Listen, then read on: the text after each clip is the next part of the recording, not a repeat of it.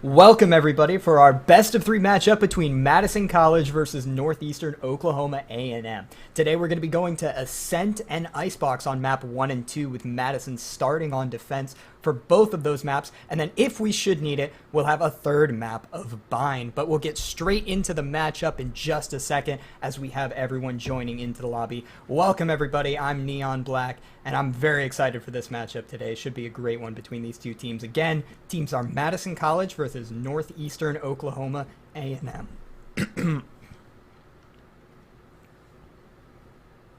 And at any moment here, we'll be going into the match. We're waiting on one player currently. They were having some PC issues before the game started, but we'll be getting in as soon as possible. We wanted to have no delay getting you guys in here and making sure that we were going to be ready to present the game. But yeah, currently a good matchup between these two teams. Have been playing on the same level at previous times, but this is the first time these two teams have met each other in a league environment, so very interested to see how these two teams will perform. But let's go ahead and talk about those two maps, and with Madison starting on defense for both of them. That's kind of an interesting thing, you know, to see a team start on defense for both matches. Obviously, we're going to be going to Ascent and Icebox, but it kind of makes sense when you think about it, because with Madison going and picking Ascent, they're going, or excuse me, picking Icebox. That means that on the flip side, Northeastern Oklahoma is going to be picking which side they want to play on. They pick playing on defense first, picking to attack first on Ascent. Ascent's a very defender-sided map, so, Madison choosing to go on that side. But then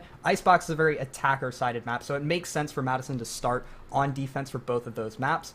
You've got them, taking the advantage on Ascent with that defensive-sided map first, but then on an Icebox, which is typically, at least in the recent meta, been more of an attacker-sided comp, we're going to see them start on defense. So kind of a normal idea where we're going to see one team have an advantage on one map and one team have advantage on the other map going into the first half, but obviously that's going to be Madison starting on defense for both of those. So if we see Madison come out with a really strong defense on Icebox and really show that they can keep pace on the defender side, once they flip onto Icebox, it's entirely possible to see them run away with a victory, just because of the fact that, if you play consistently well on defense and you're able to continue that momentum into second map, it's a really good setup for Madison College to potentially make this a 2-0 early. But that map 3 Bind should be another interesting one, because it's then a very defender-sided map, and it'll be Northeastern Oklahoma starting on the defensive side. So, it completely flip-flops on map 3 if we so need it. If I'm Madison College right now, I'm looking to try and close this out in a 2-0, not just for the obvious reasons of you want to win every game in a 2-0, but mainly because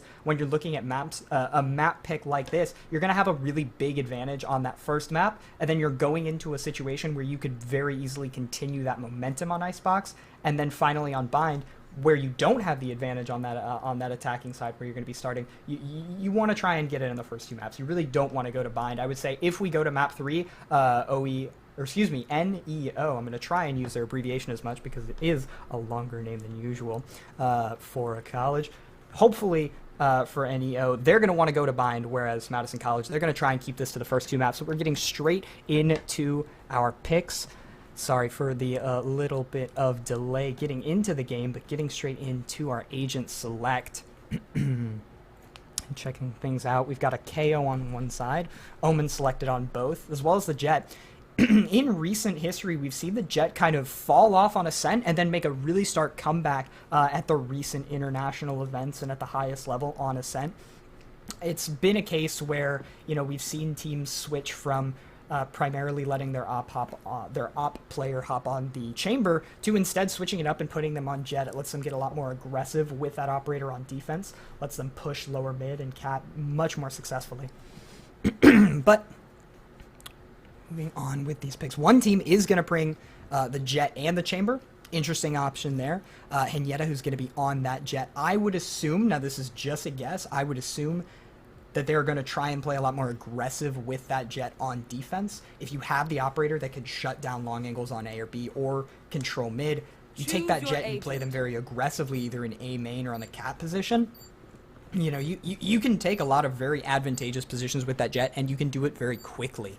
It's kind of been something that we haven't seen as much on the top tier professional level recently, but something that still to this day teams practice and scrim with constantly, and that is the simple jet smoke dash. It's predictable in some regards, but at the same time, if it's set up with good utility, especially good KO utility, it can still be a very, very effective strategy. You're talking about very quickly diversifying how much the defenders have to cover in a very short period of time. You're making it from, all right, we just got to focus on this one position, to now we have to focus on the attackers entering from this position and the jet who's now in the middle of our bomb site. So I know it's kind of something that you don't see as much at the highest level anymore, just because teams have gotten a lot better at dealing with it, especially on the utility perspective, but it's something that teams still practice a lot because it's extremely effective. So I would assume that we'll see the defenders, when Madison College switches onto that attacking side, I'm going to assume that they will take a little bit more of that pressure. It also is interesting to see, with the jet in the chamber, are they going to try and use an attacking operator? I mean, you've got two agents who are very prevalent on that operator, and so are you going to be trying to buy an operator and force it into the hands of chamber or jet? That will be interesting as well. I don't expect to see a double up on defense from Madison College, who's currently starting on the defensive side, but it's possible, and that kind of threat of a double op in and of itself is enough to be an issue. But we are taking a short pause, as again, like I said, with those computer issues, totally normal in the beginning of matches, but it gives us plenty of time to talk about all the agents on the board. Interestingly enough, of course, we're going to see the double initiator come out from both teams, but more interesting than that, obviously, is the difference in initiator and kind of the battle between Sova or Fade, and which one has, kind of run away with things in the comp. A lot of teams have switched almost entirely to the Fade, partially in regard to, if we switch our composition almost entirely over to the Fade, that means that whoever is playing that Fade on our team can really, focus on mastering this. But it's something where if you can have a player who can truly master Fade and put a lot of time into that, Fade can really overwhelm sites with that utility. But for Ascent, this is also a map where, Sova can be very prevalent, but we're going to back up just a minute here as we take that tech pause. That'll be a little bit of an issue, but, as we have not much else to talk about, I think Sova and Fade is a great topic of discussion, especially because we're going to be seeing a lot of it here. On Ascent, Sova brings a ton of informational utility, and he also brings a lot of post-plant utility. B and A site are both sites where if you're able to overwhelm at the initial point of contact and get onto the bomb site and plant, they're both difficult sites to retake, but not impossible ones. And that means that any type of post-plant utility, especially on the A bomb site, can be incredibly strong. And so the difference that I've seen most of the time in terms of which one's stronger, Fade or Sova, has mostly been on the attacking side. What do you need more help with? Do you need more help breaching the site and getting on? In that case, it's usually better to go with a Fade. Her utility can just completely open up a bomb site and overwhelm a defense. But if you need more help on the post plant, or if you're defaulting a little bit more and you want a little bit more situational utility, being able to use that drone early and use that dart early and get it back fairly quickly is really strong. You get to open up a lot of space there, and Sova can really help in the post plant and can be really successful on kind of a more defaulting strategy, especially if you pair Sova with like a KJ who can, post up on B main. You can have a very nice default on attack. It's very well rounded, and it's hard to predict what the attack's going to do with that. You can't push up and take space tiles as well as KJ holding it. Yeah, so we're going to be locked into those same agents. I have been confirmed that they are going to be locking into those agents. But going back to the map here in just a second, where we're going to be seeing them back on that same exact setup that we saw. But yeah, so again, talking about, the agents and what it means to the composition on Ascent. Fade and Sova can be very different in terms of how you plan on attacking the map, but obviously both teams going to bring the KO, both teams bring the Omen, and both teams bringing the Jet. The biggest switch up, Fade versus Sova, and of course, Chamber versus KJ. And I mean, I would say overwhelmingly so. KJ just brings a monstrous amount of utility on defense, especially compared to Chamber. But then on the flip side, on the attacking half, you're looking at a character that can sometimes struggle a little bit. You can't always have constant utility watching your flank without having that KJ either sit back with the utility or, not having as much alert. Chamber can just throw that trap down exactly where he wants it, and it is there until he dies, whereas KJ has to play around her utility a lot more. But what I will say, and this kind of leads into the Fade and Sova argument, is KJ has a lot of post-plant utility, and maybe that is part of the reason why, Northeastern Oklahoma, why they choose to bring the Fade instead. The Fade is a lot stronger at opening up a bomb site, getting on and planting, but the KJ is much more successful than a Chamber at that post-plant hold, of course, if you exclude the potential of Chamber having an operator, because any player having an operator in a post-plant situation is really, really strong. But playing on attack with an op is also another challenge that you have to overcome. So we had a little bit of a breakdown of all the comps, which usually I don't get to do when I cast, but when you solo, you have to find stuff to talk about, and I love talking about agent compositions. It's one of my favorite things about casting and coaching, is just breaking down all the different pieces of utility. But we're going to get straight into the match right now, with Oklahoma starting fast on the attacking side. It's a full A stack on this pistol, and this is a strong type of setup. You're going to stack all your guns together. You know that you're going to have man advantage coming onto the A bomb site, and there you go. Lots of Fade utility coming out, and yet already stuck back in this tree position. Takes a lot of damage by the door. Try to outlast, but Foxy will be the one to find the first kill, and that's going to give man advantage to the attacking side as they take a lot of space here.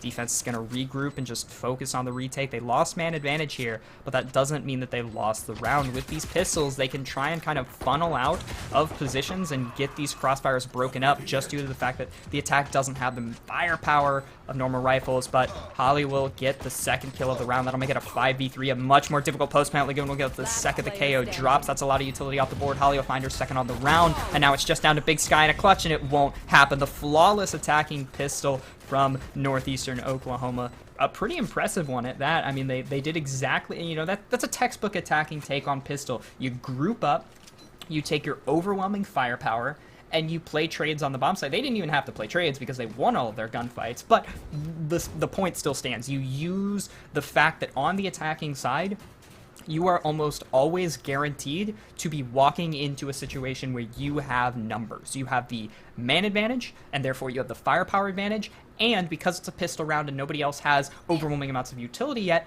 you're going to have the utility advantage because you're going up against a lighter buy. Now, interestingly, though, here on their second round, on their bonus, they're going to split up. They're not going to group up as much. They're playing a default. Foxy finds the first one onto Toast. And, I mean, this is not a bad idea. Wait for the push. And you can see they're still grouped up. They're not giving the potential of, you know, because obviously the scary one is, oh, if we give up a gun, then they're going to have a way back into this round. But Foxy will find a second on the round. That's going to be Sky dropping. No more smokes for the defensive side. And so far, the bonus is going not so ideal for the defending side of Madison. It is just a bonus. They're mostly looking for picks here.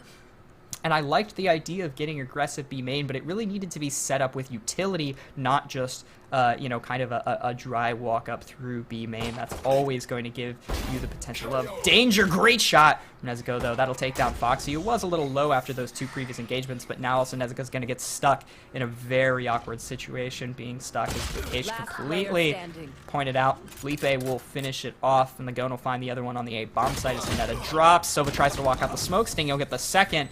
And Todd Zero will get the trade, but that's also 2 free kills, basically, for the defending side. They didn't force, at least from what I saw, they didn't force any money into that round, and they were able to come away with 2 kills. That's 2 guns out of the hands of the attack. So, you know, not the worst bonus in the world, not the best, but, you know, obviously on Ascent, something that kind of gets forgotten sometimes is the fact that Ascent can be a very economy-controlled map. There's a lot of long angles, and there are a lot of times on this map where you have to press a choke point and have the gun advantage. And while, yes, shotguns and SMGs are great on this map, they can still perfectly work. Losing the economy advantage on Ascent can sometimes lead to a little bit of a snowball where you just can't press mid, you can't press A, you know, taking fights onto the catwalk. But a fast speed presence, Foxy will get the first one on the Sky as they've forced up rifles into this round. Todd Zera will find Toast him up on site, and just like that, the attack looking to win a round that, at least statistically, they're not guaranteed to win. 5v3, this is going to be a really awkward retake here for Madison College. As you go trying to clear the deep angles, obviously you're always worried about an SMG or a shotgun tucked in the corner during these bonuses, but for the most part, you've got rifles, or at the very least, bulldogs. Almost counts as a rifle on that attacking side. There is one lurk A main, though. This could pose a threat later. Neto will find the first one onto Foxy. That's one way to open it up, but now the main presence comes out. Holly finds Stinging, and just like that, absolutely dropping. Holly will find a second before being traded by Henyatta. 3v1 here. Would have to be a big clutch. Henyatta finds one. That's Felipe dropped, but already it looks like the potential of a save is high, but Tadzera will clean it up. And that's a huge round win for the attack. That throws the defense into a complete economic collapse. They're not going to be able to buy much of anything this round. Mostly just deagles. Maybe we'll see a Spectre or a Stinger forced up. It doesn't look like it. It looks like it's going to be basically an exclusive deagle and maybe a ghost buy. Meanwhile, on the attacking side, not only are they going to be able to full buy into this, but this almost guarantees, even if they lose this round, that they're going to have enough to buy next. And like I said, on this map, the economic snowball that can be created is really tough. How can the defense successfully hold, say, mid, if they don't have the weapons to punish that long range? Now, a great deagle shot can always change the entire, a deagle can win an eco almost by itself. It's an incredibly powerful tool, but it's also one that, has to be used properly. It's just a deagle, and Foxy will find the first. Toast him up, had the right read, sadly just didn't have the shot in time. And now the entrance onto the B bomb site will start, but notice on the map, the bomb is still way over at A. Foxy's just trying to split up the defense as much as possible, but Sing's able to find that kill. Felipe finds a trade onto Henyatta, but that is one gun down potentially for the defense, but Holly also lurked up on the B site, will find one. Not able to find the second. Stingy with the ghost has been incredible so far, but also on low HP, as is his teammate. The defense will start to rotate to B. They have the information that the B bomb site itself was clear and that they just have to fight those market players. And this is a 3v2 on the bomb site. This should be an almost guaranteed win for Northeastern, but they still have to actually get out there and win these gunfights. And it is possible that Stingy has a weapon here. He does, but Tadzera will clean it up, and it's all going to be on Nezuko on very low HP. Not sure Nezuko's collected a rifle. It is possible, but it's not guaranteed. And either way, 1v3 on a bomb plant, and they're just going to stack back site, play the safe positions, not get too aggressive here. They're going to smoke off the stairs position, actually create a nice one-way that'll make it a little awkward for Nezuko to try and exit out of CT. Still a little bit of utility on the board with a single flash, a knife in 4, and Molly being available. This could be enough to, say, clean up Lagone, maybe try and force some rifles out of the hand, but it looks like Nezuko's just going to play exits, which isn't a bad idea here, honestly. This was a save round anyway. They've already found 2 kills on the round. Try and collect 1, even maybe 2 more would be huge. It would really hurt the economy of the attack, and there you go. 2 more kills. That's good. But like I said at the beginning of this round, the economy is still going to be in the favor of the attack. They're going to be able to buy up here. It should be a comfortable buy, but at the very least, this keeps things within the grasp of the defense. If they can win this round and keep a decent amount of their rifles, the economy has almost been reset, and there shouldn't be too much of an issue. But this is a big, almost a must-win round, right? Because, a lot of teams will say, like, oh, okay, if you lose the pistol, you should win your, you should lose the bonus and then be able to win your bonus, the 3rd round. And losing that bonus is a huge shock. It almost guarantees that the other side's going to get 4 straight rounds. So this round here now becomes a very must-win situation where, if you're not able to pull things back in your favor, the economy's still going to be an issue, and you're going to be down 5 straight rounds with nothing on the board. Foxy with a fast dash in. Like I said, that smoke dash is huge, but Henyatta will find the first. Toast him up finds the second, but Tadzera will be able to clean up on the trade. But Toast him up finds the second. That's Felipe dropped, and the A-main presence has nearly been eradicated. Tadzera and the KO, who is downed, are going to be able to entry into the site. Nezuko finds one on the top, but Holly's also able to get the trade on the Toast him up, and now a 3v2. The attack in a little bit of an awkward situation, but Holly will find her second on the round. That's Big Sky dropped. Not sure if they have control of the spike. They do have it. It is currently in Gen. Holly going to take this fight in heaven, but Stingy wins that one. And it's all going to be on Lagone. Not the most ideal situation HP-wise, but it's not the worst in the world. With a couple of headshots, this is definitely doable. Positions are now well known, but can't hit the shot. Nezuko will be there first, and the defense puts something on the board. Madison down 1-4 at the moment.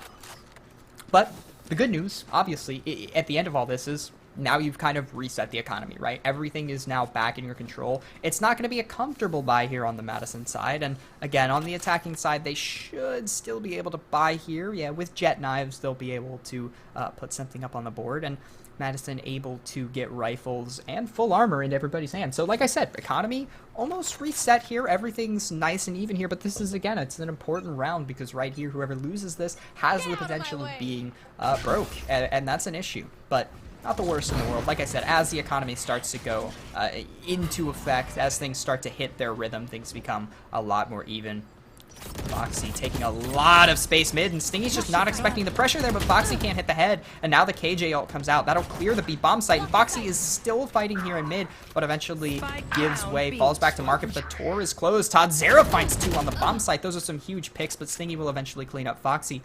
This makes things very even here on the retake. 3v3 retake, a Sova ult available.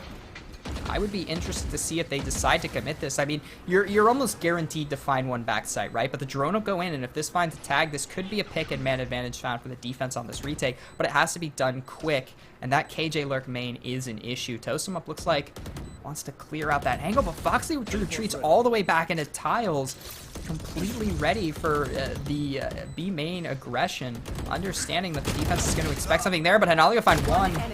Lagone will get the trade, but Stingy then finds it back. Oh, a lineup! Oh, that could be huge, but it gets shot. Holly needs to be fast here on this take, and someone's going to be holding her. Can't find the kill on the diffuser.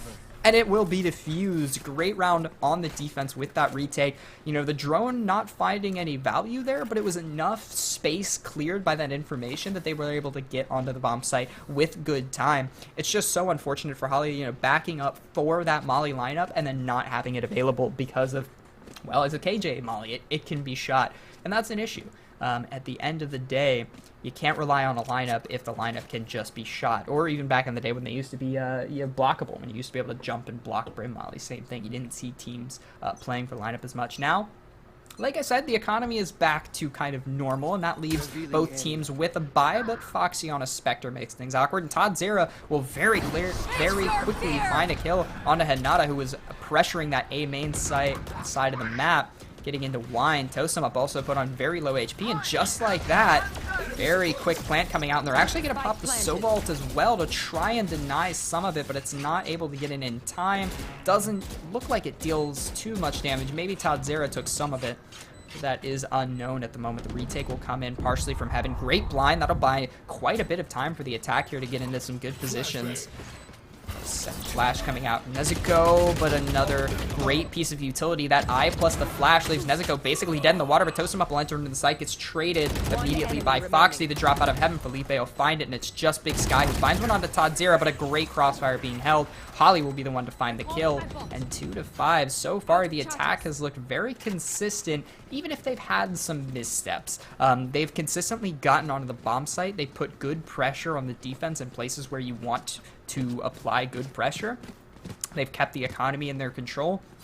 They've taken all the right steps, and that's left them with a great 5-2 advantage right now, and it also puts the defense back onto another save. And, you know, we talked before about how you know, this map tends to be in a defender-sided map when you talk about in the competitive scene, and so to see Madison kind of fall so strongly here at the beginning of the defender half, a very fast aggression from Foxy will leave her on very low HP, and the smoke and dash could add some confusion, but I don't think that they are entirely fooled by that. Foxy will be low, and the attack will reset, and it looks like it's actually starting to move to the B side. That knife may have found just enough of information to signal that that A main play was a fake. Great blind, not able to result in a kill. Smoke comes out just in time.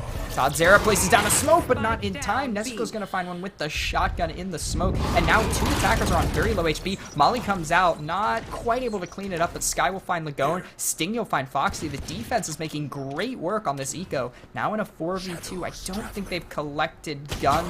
Oh, never mind. Stingy might have one in mid. Felipe, though, will find Sky as he's trying to reset that smoke, but the smoke will go out. Just leaves the attack in an awkward spot, but Holly finds Toastum up, and just like that, it's a 2v2. Things all of a sudden have gotten very awkward here for the defense, but Stingy's in a great spot, finds one, but Felipe with a trade, 1v1 situation. Netta has the knives, tries to updash mid to catch off the rotate, but it's not going to happen. Felipe heading towards the A bomb site, but I don't know if he knows. Hinata's met him here. This is going to be a 1v1 right here on the bomb site. Fake the tap. Doesn't know he's out wide. Hinata will find it. And a thrifty round out of the defense. That was just an amazingly set up early round there. And a great use of both the chamber op early and the jet knives to finish it.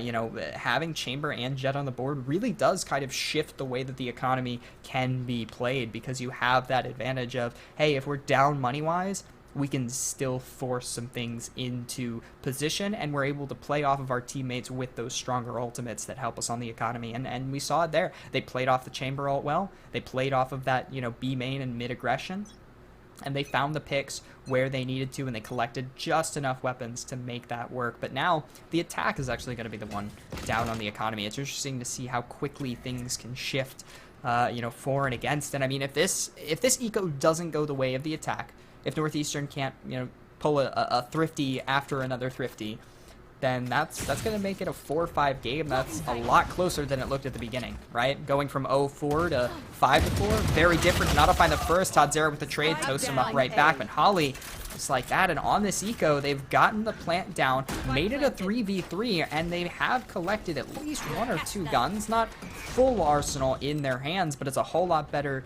than the Deagles and SMGs that they walked into it with. And now in a 3v3, I mean, they've looked great most of these post plants, right? And aside from the one misstep with the Molly lineup, they've been very consistent at holding these crossfires. Stingy gonna try and open it up with the drone, but they've been conditioned to expect one to be a main, so if that drone doesn't find all 3 of them there, and this dart could actually be really big as well. It spots out 2. Don't have great info on a main. A nice flash goes in. Sky's able to find Tadzera on the teleport. Holly finds a second trade, though, on a Nezuko. But they don't realize the defuse is being stuck. Big Sky just has to hold this, and he does. The defenders will win. No thrifty for the attack. It was close, but no cigar. But I think overall, for an economy, or excuse me, for an economy, geez, for an eco round, that was a very impressive attack. They got plenty of kills. They got the bomb down. Things were down to the wire, and now you're going to have plenty of money to put weapons in your hand. And if you look on the defensive side, you know, they may have been winning, you know, out of the past 5 rounds, they've won 4 of them, but the economy is by no means, you know, overwhelmingly in their favor. You know, if you look at things, they lose this round, it's right back to Eco City for them. So a very close end of this half as we come to the last 4 rounds. Things kind of coming down to the wire here. Early B main pressure being sent, but a knife and a smoke will keep them back. We could see, there it is. KJ ultimate comes out, and that should open up the B bomb site, but toast him up. Just gonna hang in the saddle here, wait for the aggression to come. We'll actually walk out of the smoke to try and find the early pick. Finds it onto Holly, but I think he's wandered out of his teleporter, and now he's stuck at the KJ ult, so we get an easy trade there. Yep, Lagone will clean it up, toast him up down. Now make it a 3v3 actually, as in the backside, Sky was able to find one and almost a second, but Felipe is able to trade it out, and they're gonna be able to res that KO, which will make it a 4v2. But Lagone will very quickly be retraded, making it a 3v2. Foxy, though, trying to re-aggress, nearly finds the start on the KO, but it's not quite there as it go trying to find it. But Foxy will actually find Hinata on the other side. Great awareness there to turn towards the lane and take that shot. And all on Nezuko, and a very smart play here from Tadzera, just to regroup with his team on site, teleport across to lane, and play this with their team. I like that play. Shows a lot of awareness there. We have the man advantage. Let's not lose it. And this could result in a save here from Nezuko, but gonna go for it. Maybe try and play some exits. Finds one on the Tadzera, but now stuck in an awkward situation. No time to get off site. Foxy will be the one to clean it up. Or excuse me, no time to defuse. I did not mean to say no time to get off site. But at the end of the day, 6-4, 2 rounds left here in the defense. I would imagine that they'd really like to equalize and make it a 6-6 half based on how this map usually plays out, but they're also going to be back onto an eco round. They've got one thrifty before. Can they make a second in the half? I don't know. They don't have the same ultimates they had last time. No jet knives, no chamber op. It's not looking ideal, right? You're basically playing off of, can Hinata find one with the Marshall early? Ooh, an early pressure, and he will find one. Great shot there from Hinata. Felipe will drop. That's your main info initiator off the board. Foxy pops knives to try and get the quick refrag, but it's not there. Knives wasted, and just like that, the man advantage falls to the defense, and the thrifty may just be in effect, but obviously a lot of time to play and still a massive gun disadvantage. Holly finds one, Holly finds a second, and that's a great way to equalize. That's what you want to do on these rounds. You want to take that gun advantage where the gun advantage matters most. Go mid, press them where it hurts. Hinata, though, will find his second, but Todd Zero with the trade, and that's basically the only gun that the defense had at their disposal off into the distance. But Toastama pushes with the deagle. Great smoke from Todd Zero, isolates the 1v1s, and a 3K from Todd Zero will clean it up and deny the Thrifty. 7-4. So far, a very good attacking half coming out of Northeastern Oklahoma A&M. Now, final round before the end of the half. A lot on the line here for the defense. The difference between an 8-4 and a 7-5 is maybe one of the biggest differences in the game, right? Because the difference between a 6-5, or excuse me, a 6-6 and a 7-5, not too big of a deal, right? You know, you win pistol, bam, right back to being even. You know, it's really not that big of a difference. But the difference between a 7-5 and a 7-4 is the difference between we can win pistol and equalize this game, and we're down by quite a bit. You know, you have to work to get back from an 8-4. So this is a very big round for the defense. Luckily, at eco save that they did last round was very important, and very early ult popped by Nezuko just to deny that B main aggression. But that also means now there's almost no utility available to stop this, right? You have the molly, you have the knife, and a smoke max. You know, you don't have the ult to stop the pop. You don't have any type of real damage deal. Great dash in by the Jet, and Foxy uses the confusion, finds one. Sticky with the, or excuse me, Sky with the trade back, but Felipe is right there as well. And that's what the attack has done great. That's what I've seen constantly here from Northeastern Oklahoma, is they've played the trades very, very well. But now, something we haven't seen too often, Todd Zero is going to go on a pretty deep lurk compared to how they usually play these attacking sides. Maybe that's down to the fact that they have the man advantage and they should have the bomb plant down soon. Sova ult delays it, might make the retake a little bit easier, but it's still going to be pretty close here. Not a whole lot of time. And again, look at Todd Zera's position all the way up in market. This could be a huge backstab as they come out, but just barely caught off guard. He's still able to find one onto Hinata, but toast him up with the trade. Now the knife denies a lot of utility. Great double swing there. Felipe will be the one credit with the kill. Toast him up, finds Holly. They could line up here, but Felipe is there on the first peak. Finds Toast him up, and just like that, 8-4. That's a big advantage here for Northeastern Oklahoma, right? If they win pistol here, that's 10-4.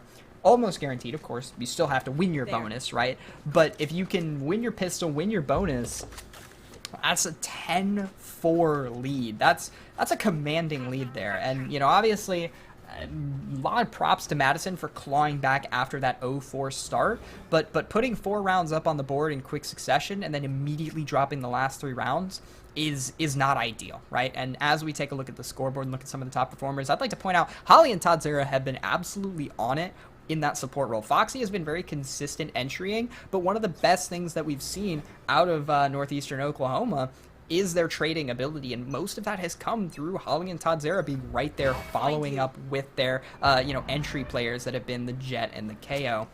Early B main aggression here though from Madison. They don't look like they're playing careful here. They want to play just as aggressive as the flip side, as Northeastern played. So very quickly an entrance into B. But I think wisely Madison, or excuse me, Northeastern will back up and play full retake. They're going to keep all 5 heads on the table and play this, you know, nice, calm, consistent retake. Already some early gunfights on lane. Check him out for chamber though. Toast him up will find one. Holly with the trade right back. That's your lurk gone, but still it delays time. Takes a body off the table, but already the swings are starting to happen. Stingy, Foxy find one each. 3v3 on the retake. Dart comes out. The smoke holds him back here. I like that alarm bot a lot. That really stops his swing through the smoke. Foxy will find the second on a big Sky. Enters into the smoke, but gets traded by Hinata. The defuse is being held, but Hinata's able to find it. 1v1, both on low HP, and Stingy will find it as the attackers take the pistol round. Things were getting very close there, but at the end of the day, that kill from Hinata to deny the defuse was what mattered the most. That secured them the round, and that will put them in a much more comfortable position, right? Now we go on to a bonus. If you can win this, which usually, as stats would show, this is a round that they should win, right? And almost more so than the, the second bonus, the one where it's rifles versus SMGs. This is the round where, you're going up against pistols. You should have overwhelming amounts of firepower, but keep your eye on Foxy there with the spec. Oh, we're going to have a yin-yang moment, though, as the defense pushes B and the attack pushes A. This is one of those moments where you wish you scream to the attack, "Go A, it's free!" Right? Just walk into the bomb site and plant. But they're playing nice and slow here on their bonus. They're kind of grouped up, and I think they're aware of the aggression, but they're not aware of how much aggression is coming on their flank. Here. Foxy leading the charge. Gonna smoke off the trip, but notice Chambers just sitting here waiting for it. He's gonna hear that smoke. He's gonna be ready for this and line up the headshot. Foxy drops, make it 2, make it 3, make it 4. Toasts him up, just holding the flank, doing his due diligence. But the last one will be coming heaven. As it go clean it up, no ace for you, Chamber. But 6-8 at a great bonus round. You don't lose any weapons. You don't have to use a lot of utility. I liked the plan. I like the plan from the defense. I like Northeastern's intention. Execution, unfortunately, falls to, good, careful preparation from Madison. To be honest, if Toast 'em Up had been with the rest of the team all the way up on site, you have a situation where potentially you smoke off the trip and you're able to sneak all the way up on them in A main and then, really put some pressure on them. But just some great awareness from Toast to stay back, wait for the pressure, and once the pressure is applied, just line them up and shoot them down. But now, on the bonus, hanging out in tiles, and we're actually going to see a walk-up cat. I love rounds like these where you put pressure with teams. You don't expect a 5-man push cat. Foxy's going to swing out with the flash, but there's no way you expect 4 players there. But Foxy will be able to find the first on the Stingy. No trade back so far, and that's the spike down, but also going to be recaptured. And now, what happens when the cat pressure doesn't work? If it were me, I probably would have said, let's full WP this, right? There's no way you're running into 4 players in tree. You're running into 3 max. All 5, let's run in cat and let's win this gunfight. Overwhelm them with numbers, but not finding the trade on Stingy is kind of a big deal. It leaves them in a little bit of an awkward situation. They haven't collected any guns. They're down 4-5. Not ideal, but it is a bonus. They're mostly just looking for picks here, hoping to get a plant down at best. Sky swings out. Great awareness from Holly to be able to be there, but Nezuko and Hinata are able to swing and find 2. Make it 3, toast them up. All of a sudden, this could be a thrifty round. We could see another situation where a team's able to, come away with a win on a round where you wouldn't normally find a team winning this. 2v2, but very low HP on that attacking side, and I'm still not 100% sure if they've been able to collect any of these weapons. I don't think so. The smoke mid, they could find 1 or 2 of them here. 10 seconds left. But now they're trying to flood into the B bomb site, and Felipe's there, and I don't love the splitting up there on attack. Now only 4 seconds, plant has to go down, and they can just wait this out. They're gonna send in the dog, go ahead and blind Hinata, and clean up the kill. So they do take the round. No more thrifties so far, but a lot of weapons lost. That's still, at least in my opinion, a very effective attack from Madison. I like that a lot. That they put the pressure, they got the kills. They were able to rebound from what was a very ugly beginning of the round. So I like that, and now they're going to be on basically full comfortable buys, while the defense is going to be reduced to not great. I mean, we're probably going to see... Here's a big question is, do they go ahead and force, try and get some Bulldogs, some Spectres, maybe a Guardian on the board? Okay, we see 1 Guardian come out, or are they going to save? And right now it looks like it's kind of a balance of both. Partially because I'm assuming they're looking at it as Foxy should have their ult next round. But that's really the only one there. Early IB main doesn't find anything, but it's a pretty soft default from the attack here. I think that they assume that they're going up against a save, rightfully so. And so they're waiting for the aggression. They know it's going to come, but check out A main. Nezuko finds 1, but Sadzera with the trade. They're going to try and use what guns they do have to aggress here, but the defensive aggression does not pay off. Stingy will fall. Toast him up, finds 1 mid. Now a 4v2. The attack should be able to just group up and hit A here, and they are going to mostly group up, but Lagone finds 1. Can he find a second? If I'm Lagone, I don't know if I overstay my welcome here. I think I back up. 2v3 is not done, and they're stealing the gun away, but a great shot from Lagone. Maybe I was wrong. The re-aggression worked. They just didn't expect it. And just like that, up in a good position, but Toast him up, of course, cuts off the rotate. Smart play from him. And now a 2v1, door closed. You know that they have to come through heaven or, you know, long flank, shoot the door. You have good information here. One interesting thing, though, they don't have the trip on their close flank, so they have no information on that. But just as I say that, Felipe will start to shoot the door down. The eye will go over. Toast him up, though, playing main at a good spot. And Nada playing behind Dice, which, you know, is normally a risky position, but in this situation where you know that he's coming from tree, you have lots of good information from sound, just play on this position. It's hard to fight a guy Dice when you know that there's a crossfire main, and Toast him up will swing, find his third on the round, and just like that, the attackers are able to convert, and that's kind of what happens when you have a really good bonus, you know? They got lots of kills. They forced them into an awkward situation where they didn't have the firepower to keep pace, and they just outlasted. You know, you saw that the attack really didn't push until it was a 2v2, right? But they outlasted the gunfights. They outlasted the aggression, and they played the way that, in a lot of ways, Ascent plays at times, which is having a good default, playing off of good information, playing off of good map control, and understanding kind of what the other team likes to do. And in this case, you know that Northeastern Oklahoma, they like to get aggressive, so you're going to wait for that aggression. But now, again, very soft default here. You're going to see some aggression mid from Omen, but this is more just to get into a power position. This is a nice spot where you're able to cut off someone's swinging cat being in a kind of off angle, and you're basically hidden from anybody playing in mid, so it's a good spot. Holly takes a lot of damage early. I'm not actually sure which side has that Marshall, because that's an interesting, you know, who is it that's on the save? It is going to be the defense. Yeah, you can see it on the overlay. It's going to be Holly who has that Marshall, and obviously on low HP, it's basically hit a headshot or die, so we'll see. Foxy playing kind of aggressive here in B main, and is actually going to look to re-aggress off of that kind of, you could say, missed drone, but it's really not. It's just, hey, they think that B main's clear. Let me get a little aggressive and show them that it's not actually clear, but that was caught out by Toast him up. Stingy will find the low HP Holly. Marshall off the board. Toast him up will actually find another onto Foxy, or excuse me, another kill did not come from Toast him up, but Toast him up will find his second now onto Felipe. I just have to keep eating my words. But now, yeah, look at the attacking positions, right? They have full B main control. They have full mid control. They have full CT control. There's a lot of good space here, you know? And think about on the defensive side, it's a 2v5. You have to work through a lot to even get near the bomb site. You have to clear all of mid, or you have to clear all of B main, or you have to clear this guy's CT. There's a lot of stuff that has to be, you know, fought through if you want to even get close to the bomb site. But again, I would say probably rightly so.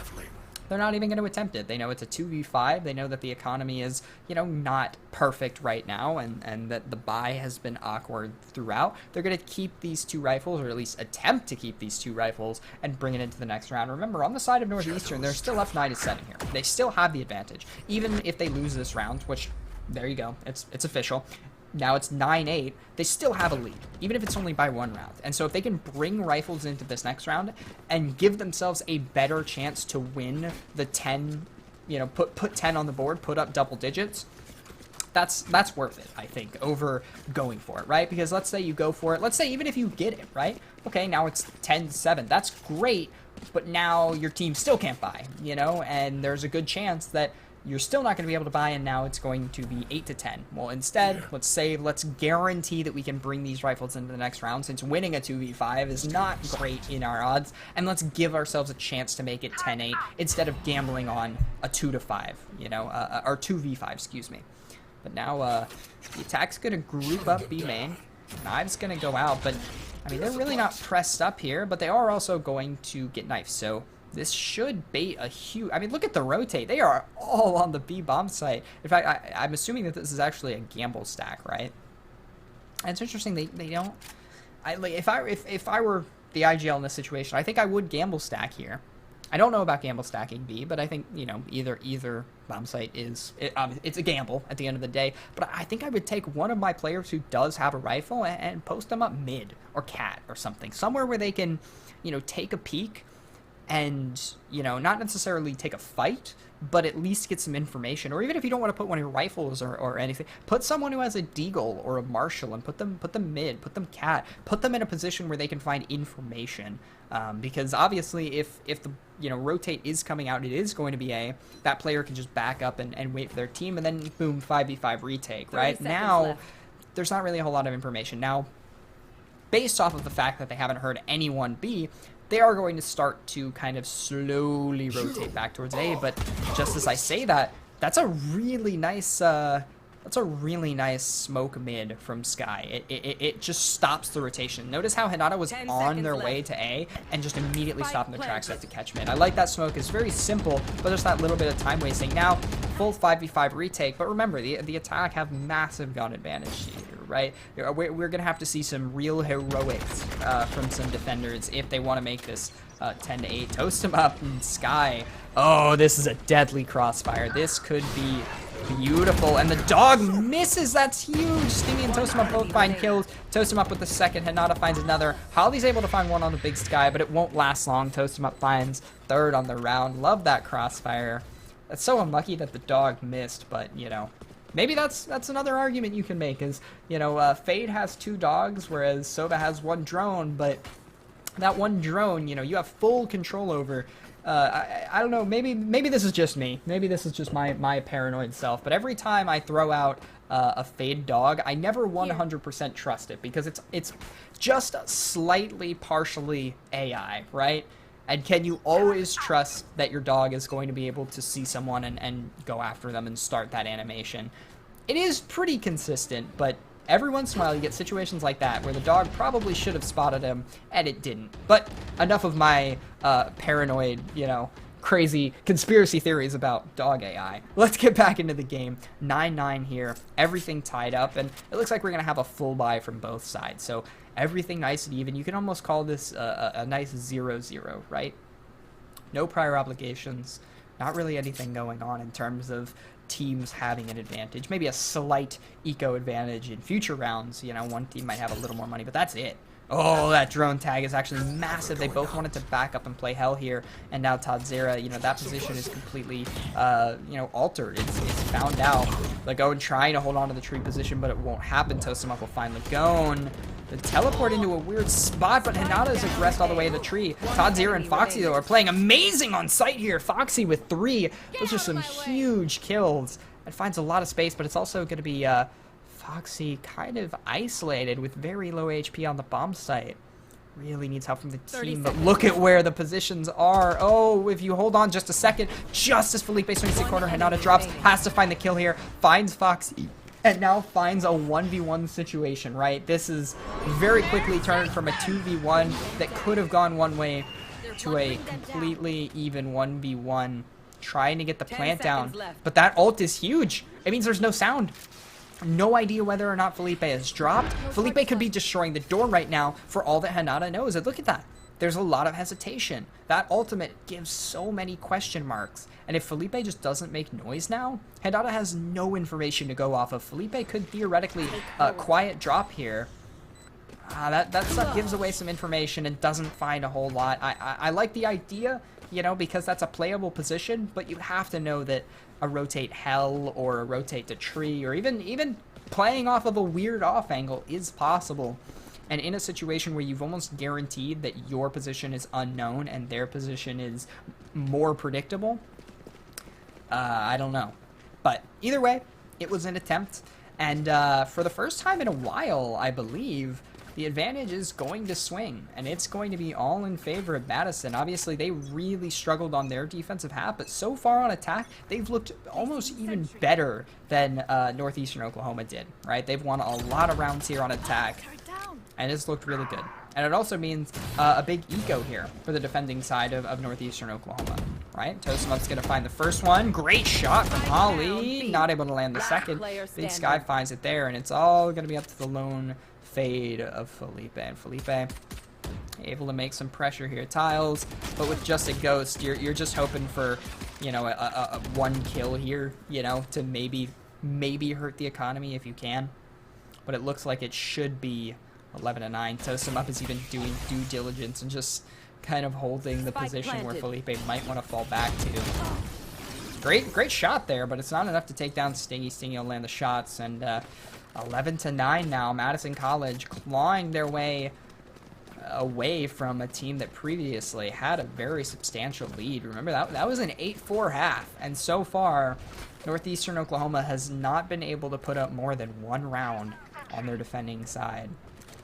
It's been excellent. It's been textbook. I honestly, I think that, like, and this is just kind of me spitballing here, but I think that Northeastern Oklahoma played very aggressive, and that worked for them in a good way. You know, they put up 8 out of 4 rounds. That's a great half. But so far, Madison has played very balanced attacking side. They played aggressive when they need to be, but they've also had very good defaults. You know, they've played it very well. And here we see again, like, good default. Ooh, great shot from Sky. Just predicting that a crossfire might be there, or maybe there was a dart shot out that got them a little bit of information. But oh, just as that happens, the defense strikes back massively with 3 straight kills. Foxy with 2 and Todd Zera with another. Stingy's able to get the trade onto Todd Zera, but Foxy's still in a decent spot. Lands 1 shot, not the second. But that'll also mean that Foxy has a chance to rotate. But meanwhile, Hanada was able to find one onto Felipe on B site, which equalizes things quite a bit.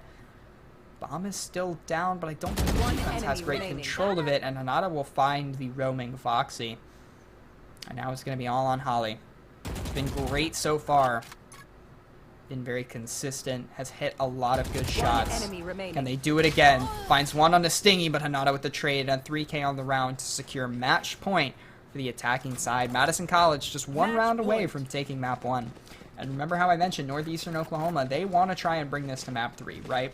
They're going to be going into Icebox with an advantage. But this is the map that I said, Madison's going to go into it on the defensive side. To be fair, though, it's gone exactly the opposite way I predicted, because it's been almost entirely attacker-sided, right? There have been a total of 5 rounds won on defense. Well, all of the other rounds have been won on attack, so I was completely wrong about, this game being potentially defender-sided. But at the same time, I do still think this is a very important map for Madison, and they've done a great job of bringing it back. And now, of course, on match point, they're in a good spot. Defense is on a save as well. Felipe in a, this is the position that you're always terrified to be in, right? You have to try and find as much as you can. Felipe will find 1, toast him up though. And Big Sky there for trades. 3v3, but they could potentially res this KO. Make it a 3v2 though with Stingy Falls, and they're going to be able to res the goat. This is very winnable here on defense, right? They've got the KJ ult here. They've basically guaranteed that they both have to be back sight. Aside from maybe a deep lurk, Todd Zera is able to find Hanada. Now it's all up to Big Sky, and Foxy will clean it up with the knives, and 12-10. We're only 2 rounds away from potential overtime on map 1, and hey, I said it at the beginning, these 2 teams, they've played at very similar levels, and they're right on par with each other, and we've seen it. We've seen great attacks, but we've also seen very impressive feats of, you're back against the wall, able to make a retake work. Love to see that. And it will put Madison in a little bit of a, little bit more of an awkward situation, right? But they had the 3-round lead.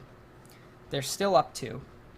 They're on match point. The ball is still in their court, right? And I don't think that Madison really has to change the game plan. The defaults have been great. The aggression has been great. You just failed a little bit on a post plan. It happens. So the plan should stay the same here for Madison. And as far as we're concerned, at least statistically, they put up this many rounds already. They should be fine to continue that. But as I say that, default starts slow, as we've come to expect. Early aggression mid. Great shot from Nezuko to punish that informational peek from Foxy. And just like that, the attack will take a man advantage. They're going to group up with that advantage and go towards the A bomb site. Dart clears out Heaven. Toast him up, able to find Felipe on the lurk. That's a huge lurk now. Puts him in an awkward situation, and Henyatta's able to find the second on the Lagoon. That's all going to be on Holly and Todd Zera. Holly's able to find one on the Hanada. Spike down though. 2v4. This is a much more awkward retake than the one previously, but Holly will make it doable. Finds the headshot onto Stingy. Low HP on both of these defenders, but they're gonna have to make something work here, and they're gonna have to do it quick. Todd Zera in a weird spot, not able to land the shots. Holly would have to ace to win it as she finds her second. Now it's all on to Holly. 1v2. Looking for the peak, but the blind is perfect, but Holly's able to land it. 4 kills on the round, 1v1. Bomb starts to tick down. The tap will come out. Great molly to block, but Big Sky will swing through it. Hits the headshot. The clutch will be denied. And Madison College will come away with the W on map 1. And that'll bring us onto our second map of Icebox, with Madison taking, of course, that 1 map lead. But that was a really impressive comeback, right? We went from an 8-4 half to a 13-10 win. Very impressive from Madison College. I loved the tenacity that they showed on that attacking side. Of course, only dropping 2 rounds on their attacking side. Incredible rounds from them, an incredible half. And of course, not being discouraged. 8-4 is not, that's not nothing. Now, it's not a 9-3 curse or anything, but 8-4 is still, a challenge, right? And Madison was able to make it work. They were able to continue to be consistent, and that's something that we saw throughout. There were no acts of desperation to put rounds on the board. It was a very consistent, very well-played game plan. And I loved seeing it come out from Madison, but at the same time, Northeastern Oklahoma, they had an incredible attacking half of their own, and we saw some great things from them throughout that entire map. And so moving on to Iceboxing, Madison starts on defense. North Oklahoma, they had a great attacking half. This is an attacker-sided map. This should be a really interesting one. I'm very excited for Icebox, and we'll be getting to it very soon as well. Not too much of a delay coming between these 2 maps. We'll be going quick. But just off the top of my head, talking about some of the players that played really well there, Holly had an incredible half. Obviously, we nearly saw the ace clutch there in that last round, but very consistent throughout the entirety of the game. I loved watching her play throughout the entirety of that series, hitting shots constantly, being a pillar of consistently. I'm actually more interested to see if Holly's going to be on, a different role, because obviously KJ on Ascent is kind of a weird one, because it's Sentinel, when on a lot of other maps, the Sentinel role doesn't always exist anymore, right? You tend to put your op player on the chamber, and that's your Sentinel, right? And so, we see players who would traditionally be playing Sentinel on most maps, now in the chamber meta having to kind of flip-flop around on the different agents. So I'm interested to see, potentially on an initiator or controller role or wherever we see Holly put up. Maybe Holly is going to be on the chamber. I don't know. But the point is that, maybe with Holly on a different role, we'll see more frags, less frags. I'm not sure. But on the other side, we saw great entries from Foxy. I loved watching that. I think it was a very even game, very well played from both sides. But we'll be going to map 2 in just a moment as we get players into the lobby again and get ready to go. And I mean, I would say there's a strong possibility we see ourselves on bind at the end of this too. I mean, Icebox, it's again, I was completely wrong about Ascent and its defender-sided nature in terms of how this map played out, but Icebox traditionally, of course, just going off of statistics, is more of an attacker-favored map, at least in the recent meta. And I'm interested to see what type of comps are brought out on this map. This is one of the kind of few maps in the game where we see some teams choose to take no duelists. So, we could see everything from no duelists to, a jet and a chamber, which almost feels like you're bringing 2 duelists, at least in a comp setting it does. So I'm interested to see what the teams choose to bring on Icebox. But, Madison rolling into map 2 with an advantage. They looked great on their attacking half, and almost more so than if they had a great defensive side. I'm interested to see, Madison could just continue that momentum very easily into Icebox, and if they can win a decent amount of their defending rounds, and then immediately turn around and have a great, attacking half, boom, 2-0, Madison goes home happy. But at the same time, Northeastern Oklahoma, they're going to start on attack if they can take enough of a lead and play comfortably on Icebox. I'm interested to see. Either way, it's going to be a fun map.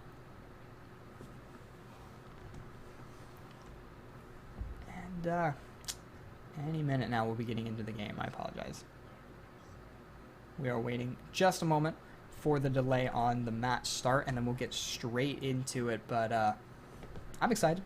I guess I can only say it so many times, but I'm excited for this map. There's a lot of potential going into this game, right? There are teams that played really, really well on the attacking side, and they're now going on to a map that's attacker-sided. That cannot be fun. Cannot be not double negative, triple negative, I don't even know. But all I'm saying is 2 teams that look really good on the attack going on to a map where the is usually favored. This could be a very or don't know. I'm actually hoping we see Bind though, to be completely honest, just solely because Bind is such a different map from the other two, and we could really see teams, I mean, on Bind we've seen a lot of double controller out of most pro teams, and it's interesting to see how far down the professional ladder that the comps like that tend to fall. Saying this is just perspective of watching a whole lot of tier 3 and tier 2 Valorant.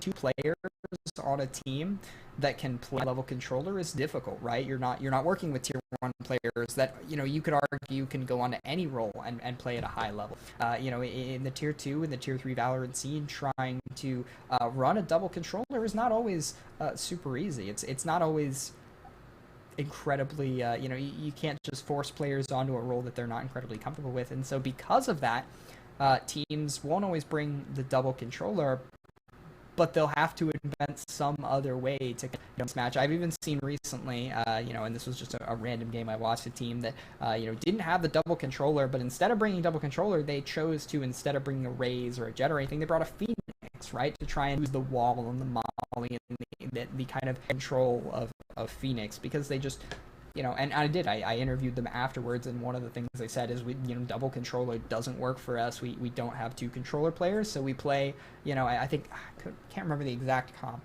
but I remember it was a Phoenix, and then they had the Brim, and it made for an interesting attacking half, that's for sure. But I hope we see Bind. I like seeing teams that are very aggressive on attack play on Bind. It's a map where aggression can pay off, but also things can go very wrong on Bind, and you see a lot of really good adaptability on Bind. But more importantly, Icebox, attacking sided, and a lot of avenues for these two teams to take on their approach.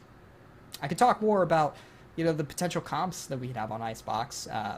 You could see anything from double Sentinel, double Initiator, single controller, to triple Initiator with a Sentinel and a controller, or Duelist, double Initiator, kind of like the traditional composition, which is single Sentinel, single controller, double Initiator, single Duelist, which is what we see on most maps most consistently. But I just find it very interesting that this is one of the few maps where you could find double Sentinel almost reliably. A lot of teams love to run the Chamber and the Sage, for kind of obvious reasons, right? Chamber is incredibly strong holding off lurks on a very lurk-heavy map, and Sage brings a ton of utility in both the post plant, in both getting the plant down. Sage is such a unique agent because despite being a Sentinel, you can almost argue that Sage is less of a Sentinel than even someone like Chamber, right? There's no flank watch utility. There's no quote-unquote hold utility. You have a wall, which almost feels more like a controller piece of utility, and then you have slows, which, while effective at controlling space and effectively slowing an attack down, it's not the same as using Cypher tripwires or a cage or any other type of Sentinel utility. And so I find Sage to be a really interesting agent that sadly we haven't seen in the meta a lot. But when she is brought, she can really shape up how teams play, especially on the attacking side, being able to just say, nope, you can't come in this space. We're just going to take it, and it's ours now. Is always fun to watch, and I find it interesting. I like the double Sentinel meta that we've seen on Icebox recently. I only wish that ranked teammates would play double Sentinel. Wouldn't that be fun if ranked teammates played professional comps, right? But alas, we're not that lucky.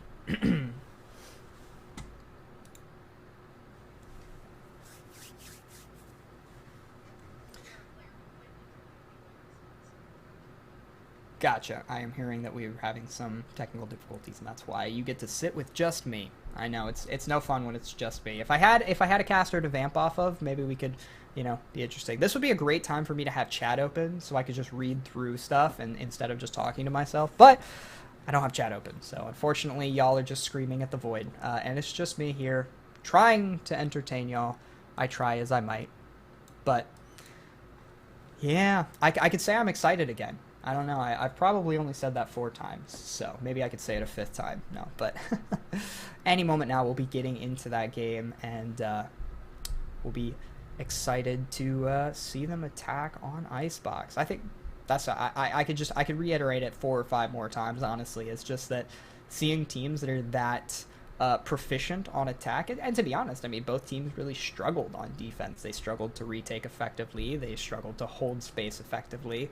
They just couldn't really win those initial fights when it came to utility and gunfire. And so on Icebox, you know, that's not a map where you can lose those fights, right? You have to be able to win some of those fights. And, you know, at a professional level, we see so many teams just play completely like, we're going to just retake, right? We're just going to retake on A, we're going to retake on B, we're going to play a lot on mid. You know, we see that out of really, you know, high-level teams, but that doesn't trickle down as much. You know, teams being efficient enough, you know, because the thing is, if you're going to play full retake on a bomb site, and that's going to be your plan, is we're going to full retake on this bomb site, you have to be good enough at using a lot of utility very quickly and taking a lot of space very quickly. And that's something that we just don't see a whole lot of teams at any level other than the tier 1 level get really proficient at. And so playing consistent retakes at a competitive level can be difficult, you know, because you don't have,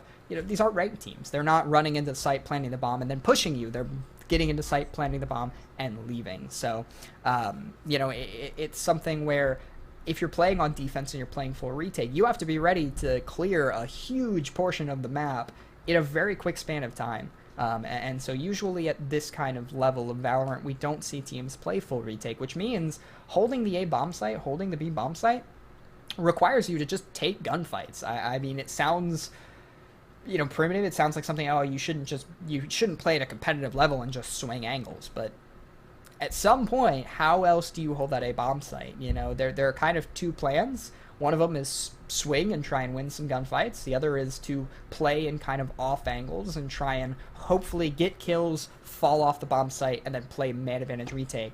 But that's just one strategy. And now we're going to go into the map. Thank goodness I can, you know, stop talking about nothing. But yeah, we're going to get to see what these teams decide to bring on Icebox. Again, Madison College is going to be starting on defense once again. So looking at their picks, they're going to be bringing the Sage as well as the... so they are going to bring the double Sentinel. Yay, I'm excited. We're going to have the Sage and the Chamber, but they're also going to choose to bring that Jet. And Hanato was really effective on that Jet throughout, so I am not surprised to see that Jet return at all. But I'm interested to see what else gets brought out. Ooh, see? Here on the attacking side, Northeastern Oklahoma, they're going to choose to bring double Sentinel, double Initiator, which I am just thrilled by. I love seeing no duelist comps, not because I don't enjoy great duelist play, but because when you don't have a duelist, what that means is you cannot rely on players making space for you. You have to be effective at clearing out space efficiently with utility, which, to be completely honest, is something that you only see at a professional level. Like, you don't see tier 4, tier 5 teams, and you also don't see, ranked teams be effective at clearing out space efficiently with utility. You really only see players that have really studied the game. And real quick, just so you know, we're not coming back to my face for long, I promise. We're just fixing something real quick, and then we're getting right back into the game. So, no worries. But, again, going back to, what I was saying is that on game, you don't see teams efficiently clear utility all the time in a lower level. So to see a team purposefully leave out the duelist and choose to go entirely with, agents that bring nothing but utility and no real entry potential, it means that you have to be able to use your utility efficiently to clear space and take that space and then hold that space almost entirely without anyone leading the charge. You have to let your utility and let your game sense lead the way, not, the aim of a proficient player. But at the same time, it's still the same team from last map. They still have players who can shoot effectively, and so at the end of the day, they're still going to have to walk into the gunfights, and they're going to have to win those gunfights. And almost more importantly, when you're bringing no duelist, when you're bringing a duelist, right, you're bringing a character whose entire, big finger quotes here, utility is running in and either getting kills or dying and not losing utility. And that's really important, right? Having someone that can take gunfights, and if they lose that gunfight, no utility is being lost. That's important. Whereas if you go no duelist, right? Let's take the comp that we just saw, right? Chamber, Sage, KO, Sova, Viper, right? If any of those 5 players die on an entry or on a defensive side, you're losing a big part of utility, right? If you lose Sova, yep, no arrow for retake, no ult for post plant, no shock darts, no drone. All that utility is gone. You lose KO. Boom. No knife, no molly, no flashes. All of your flashes are gone, by the way, because that's your only flash character. You lose your Viper, no smokes, period. All of them are gone. You know, you lose your Sage, no wall, no heal, no slows, no res. You lose your Chamber, flank is open, right? All of this, like, it combines to mean that in every situation, all of the players on the field, this isn't football, all of the players on the map, their lives effectively have a lot of value. There's a lot of utility at risk every single time you swing an angle. And, you know, when you're playing with no duelist, when you don't have a character that's designed to just swing an angle, and obviously there's more nuance to that, but you get my point, as a duelist is the one that can be the spear, be the entry point, and just like with a spear, when you throw a spear, the tip can get dinged, right? You can lose your duelist and have the rest of your team trade them out effectively, and you've essentially lost no utility.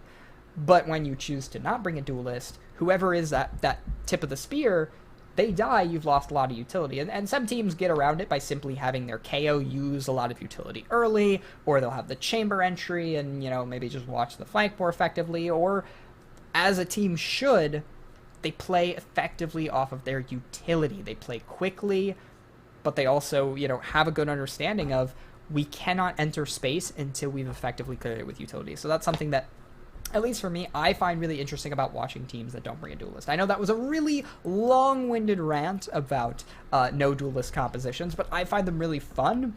And it's so rare to see, because there are so many teams, even at the highest level, who don't want to lose their star player being on a duelist. And, you know, obviously in ranked, nobody wants to play support. Everybody wants to play duelist, right? I've played more 5 duelist comps in ranked than I have no duelist comps, so you get my point, right? Duelists are important, and they serve a very necessary function, but with the lack of a duelist, it's very interesting to see teams play with it. And I'm sorry, guys. I'm sorry. Get nice and close. You're going to see me for a little bit longer. I'm sorry. I'm going to be here for a little bit longer. We have some other issues going on, but that's okay.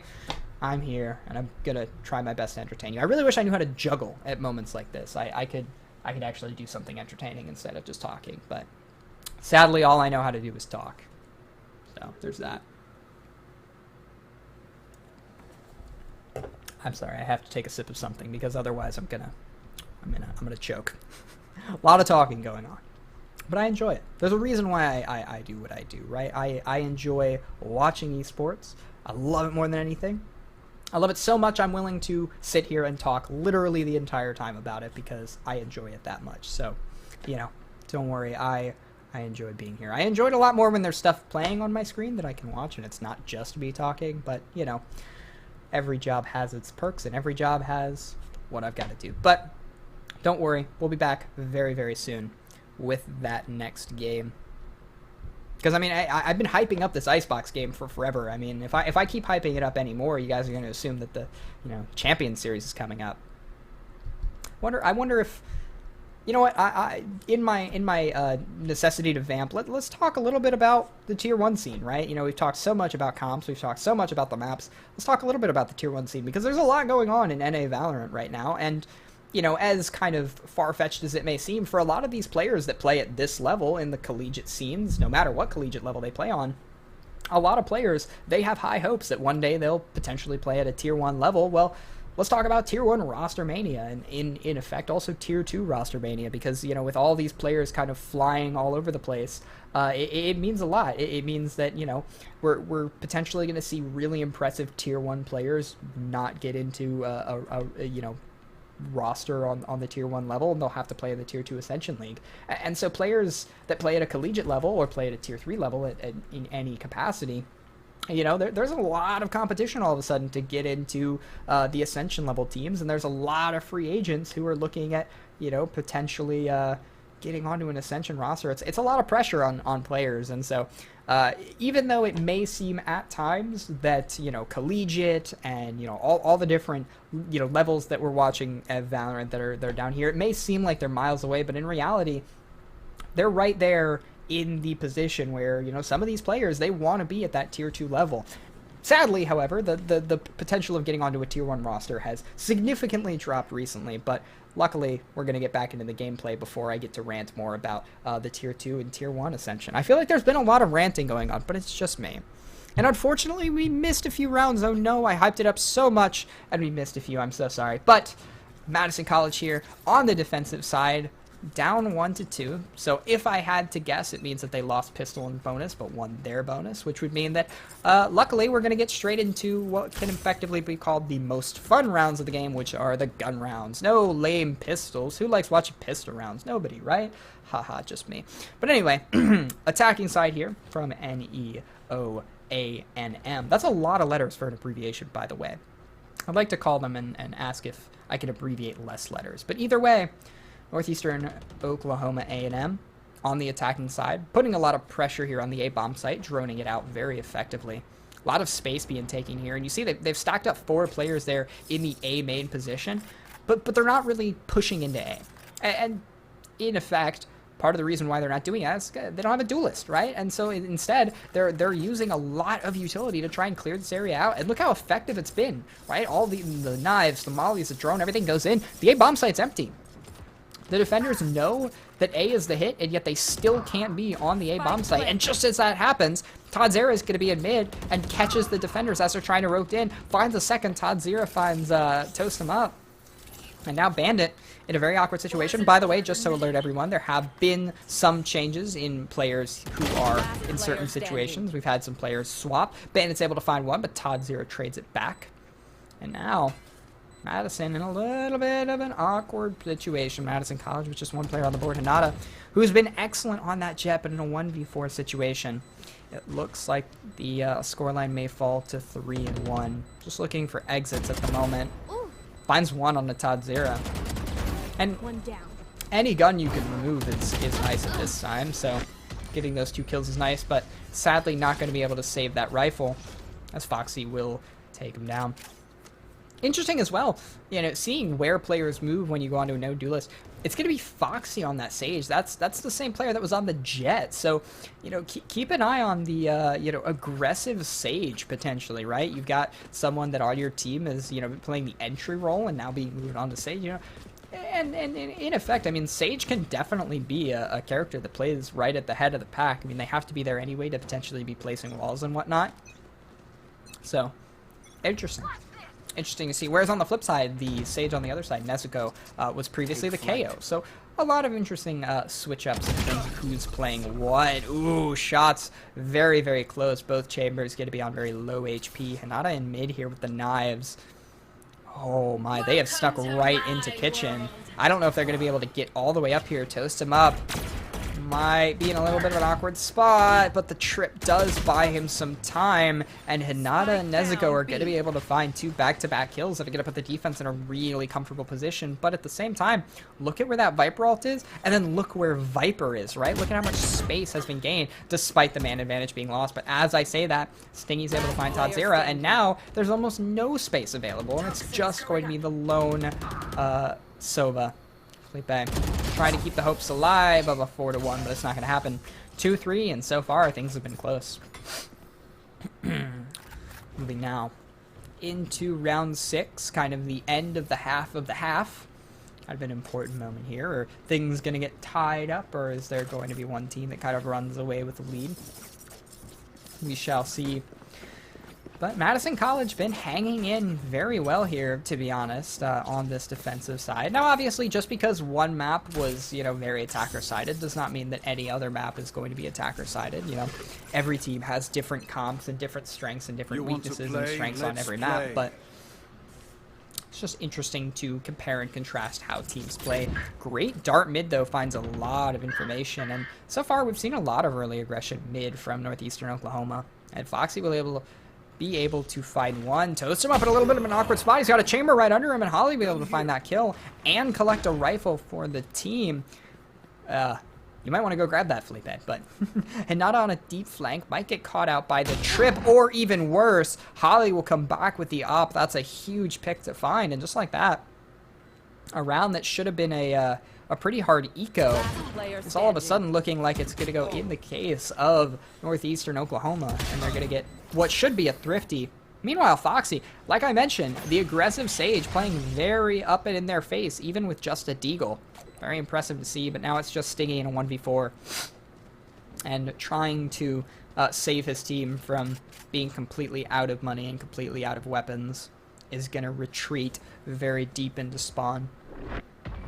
Just holding this position, maybe trying to find some exits, but most importantly trying to stay alive. Is able to find 2. That's actually huge. Removes 2 potential rifles, but the money should still be comfortable on that defending, or excuse me, on that attacking side after they've just won that round. 4-2 in favor of Northeastern Oklahoma. As I've said previously, things so far have gone well from them early on an attacking side, which makes sense. They did well on attack on Ascent. They should be doing well on attack on Icebox, but that being said, it's been pretty close. Rounds have not been too far in either direction quite yet. Hinata being kind of the lone, peak here on Rafters. Great shot from Toast him up, though. That's going to remove a lot of utility, and this is kind of the point I was making about the zero duelist, right? Stingy's going to find another one on Todd Zero. Now you have no smokes, no KO utility, no flashes. Like, things get awkward all of a sudden, right? Holly, though, able to find another, able to find a trade back onto Hinata, but just as I say that, Nezuko finds the kill onto Holly. The heal will come out, but Foxy finds another kill.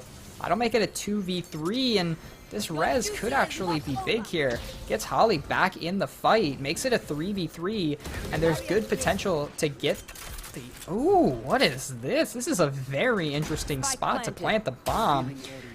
Don't know if this is ideal. I mean, this makes things kind of awkward in terms of holding for a post plant.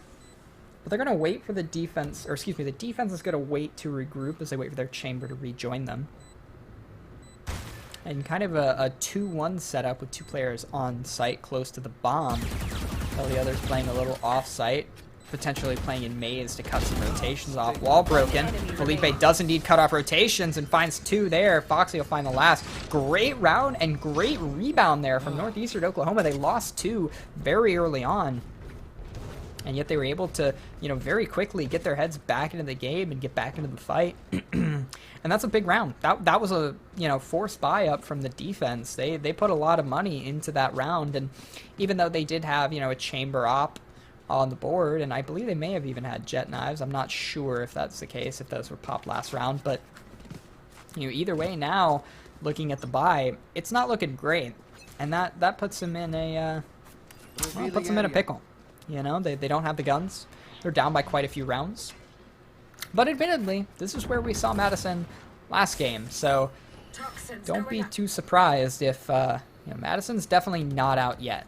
And part of this should be noted. It's just how good Oklahoma has been on these attacking sides. Great first kill by Hinata. Make it 2, make it 3. Great kills there. That's huge.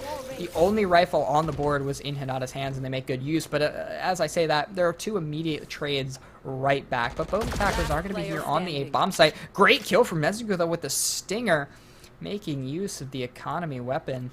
Although, let's be honest here, the Stinger's basically a rifle, right? But at the same time, the actual rifle of Foxy will find Nezuko. Making it a 1v2. Things are getting close, but Bandit will find the last kill.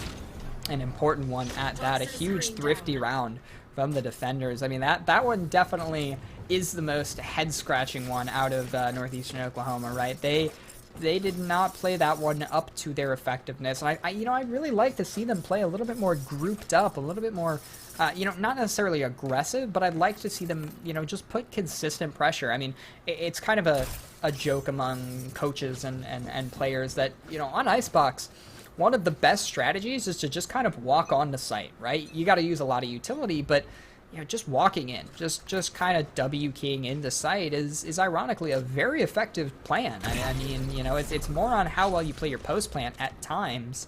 With good utility, you can almost entirely just walk into sight, and it looks like that might be the plan here, is they basically just start walking up. They start putting pressure. Good drones and good use of utility, and just like that, they're going to pop the KO ultimate, get on the site, put the wall down, start the plant, and this is exactly what I was talking about. Walk into site, get the bomb down. Now it's all about how well you can play a 5v5 post plant. But as I say that, this 5v5 post plant is by no means in the favor of either side. Normally, you get the bomb down. Oh, it's all on the attacker's side, but you know, the defense, they've got a lot of tools at their advantage to try and retake this.